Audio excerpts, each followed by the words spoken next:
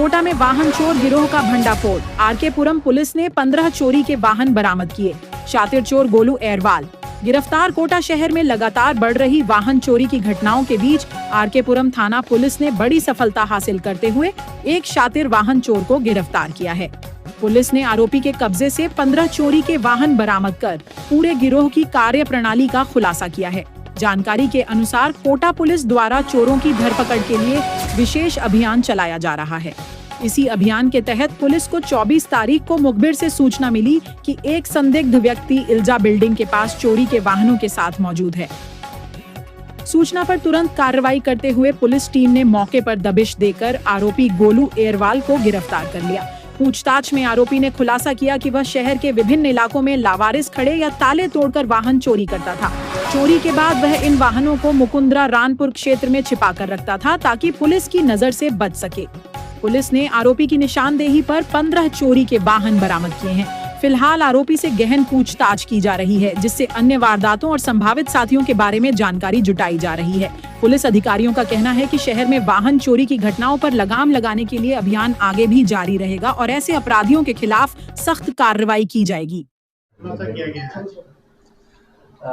आदरणीय पुलिस अधीक्षक महोदया के नेतृत्व में जो हमारे शहर में काफ़ी सारी बाइक चोरियां हो रही थी, तो एक इन चोरों के धरपकड़ के लिए अभियान चलाया गया था। इसी क्रम में हमें मुखबिर खास की सूचना से हमारे सूचना अधिकारियों को ये पता चला कि एक व्यक्ति जिसने ये इन चोरियों को अंजाम दिया है, उसको हमने इल्जा बिल्डिंग के पास से 24 तारीख को मुखबिर की सूचना पे पकड़ा।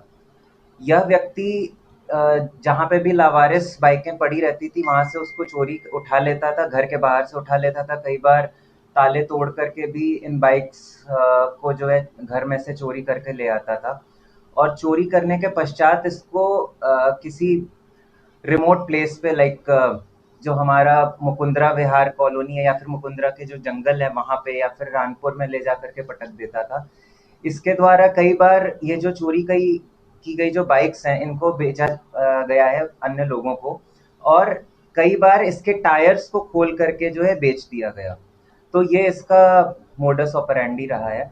हमने इस व्यक्ति की पुलिस कस्टडी ली। उसके पश्चात 23/2 की सूचना के आधार पे इसकी निशानदेही से हमने 10 बाइकों को बरामद किया और 2 ऑटोज़ को। एक ऑटो जो है इसके द्वारा यूज़ किया जा रहा था इन बाइक्स को इधर उधर ले आने के लिए। इसके अलावा इसने एक बोलेरो भी चोरी की थी, जिसका प्रकरण बारा जिला में अंता थाना में जो है वो दर्ज है। और फर्दर जो है छपरा में फर्दर इन्वेस्टिगेशन के लिए हम लोग ने इसकी पुलिस कस्टडी ले रखी है और जहाँ भी इसने इन स्पेयर पार्ट्स को बेचा है उधर भी जा करके हम लोग अनुसंधान फर्दर इन्वेस्टिगेशन करेंगे और उम्मीद करते हैं कि इससे जो हमारी जो बाइक की चोरियां हो रही है उस पर अंकुश लगेगा और जो लोग भी इसमें संलिप्त हैं उनको पकड़ करके हम लोग विधिवत कार्यवाही करेंगे और सुसंगत धाराओं में उनके अगेंस्ट स्ट्रिक्ट से स्ट्रिक्ट एक्शन। इसमें कितने लोगों को गिरफ्तार किया आपने? और साथ में सबसे बड़ी बात है, कई जो बाइक्स हैं उनके चेचिस इंजन सब खोले हुए हैं, तो अभी तक कोई ऐसी सूचना मिली कि किनको इसको बेचा गया है? उन लोगों पर भी दरपकड़ जारी है। इसका गोलू उर्फ रफ्तार नाम है इसका, जिस व्यक्ति को हमने किया है। इसके साथ एक नाबालिग बच्चा भी था। तो जो हम लोग ने तकनीकी अनुसंधान किया तो कैमरे वगैरह में भी ये बच्चा और इसका आना जाना जो है पाया गया है। इसने कुछ लोगों का नाम लिया है। अभी फर्दर जो हमने पुलिस कस्टडी ले रखी है तो उसमें हम लोग अभी जा करके फर्दर इन्वेस्टिगेट करेंगे कि कहाँ कहाँ इसने बेचान की है, तो वहाँ से भी हम लोग जो है माल बरामद करेंगे और उनको भी आरोपी बना करके मुकदमा दर्ज करेंगे। और भी चोरियों के खुलने के आसार हैं? बिल्कुल है। अब जैसे कि मान लीजिए इसने जहाँ बेचा तो वहाँ पे अन्य चोर जो हैं उनके द्वारा भी जो है बेचा जा सकता है, तो वो तो एक अनुसंधान का विषय और हम लोग उसमें जो आगे करेंगे। ये गिरोह कोटा सिटी में ही काम करता है, पूरे हाड़ौती को नेक्सस बना रहे हैं। अब जो ये चोरी की है इसमें बारा और बूंदी जिले में भी इसने जो है चोरी की है, वहाँ पे भी इसके द्वारा कोटा ग्रामीण में भी इसके जो है प्रकरण दर्ज किए गए हैं। तो ऐसा नहीं है कि सिर्फ कोटा में ही ये अंजाम दे रहा है, बाकी जगहों पे भी इसने जो चोरियां कर रही है। देखिए, दोपहिया चौपहिया वाहन चोरी के ऊपर लगाम लगाने के लिए ऑलरेडी कोटा शहर पुलिस ने हॉटस्पॉट एनालिसिस करते हुए कि भाई कुछ ऐसी जगहें हैं जहाँ से अक्सर हमारी, और कुछ ऐसा टाइम है जहाँ से अक्सर दोपहिया वाहन चोरी ज़्यादा होती है या उसकी ज़्यादा प्रोबेबिलिटी है। तो वहाँ पे लोगों को अवेयरनेस करने के लिए भी बताया। जैसे आपका एमबीएस हॉस्पिटल है, जेके लॉन हॉस्पिटल है, उसमें अक्सर लोग क्या करते हैं, थोड़ा सा काम है, पार्किंग में ना लगा के बाहर खड़ी करके जाते हैं, और वहाँ पे क्योंकि इतनी सारी बाइक्स होती हैं, उसमें से कौन किसकी ले जाता है वो पता भी नहीं चलता है। तो ये इस तरीके की वाहन चोरियां बढ़ रही थी। उसमें आरकेपुरम थाने के जो हमारे अभी प्रशिक्षु आईपीएस हैं, सिद्धार्थ श्रीवास्तव, जो एसएचओ आरकेपुरम के पद पर अभी पदस्थापित हैं, उनकी पूरी टीम ने बहुत अच्छी मेहनत करते हुए इस पूरी गिरोह को पकड़ा है।